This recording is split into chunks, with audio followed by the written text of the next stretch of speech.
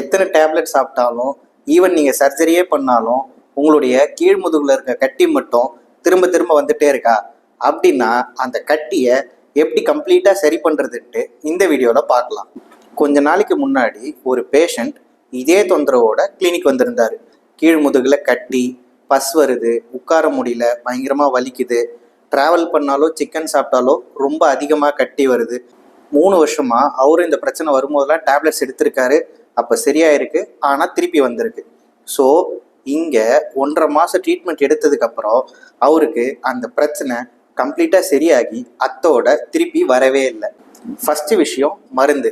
அந்த கட்டியில் பஸ் வருதா, பிளட் வருதா, எந்த டைம்லாம் கட்டி அக்ரவேட் ஆகுதுன்றதை பொறுத்து அதுக்கேற்ற மெடிசன் சாப்பிட்ணும்.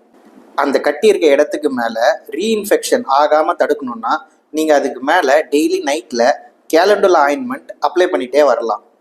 உங்களுக்கு இது எத்தனை வருஷம் பிரச்சனையாக இருந்தாலும் 1 or 2 months ஆஃப் ஹோமியோபதிக் ட்ரீட்மெண்ட்டே அந்த கட்டியை கம்ப்ளீட்டாக சரி பண்ண போதுமானது.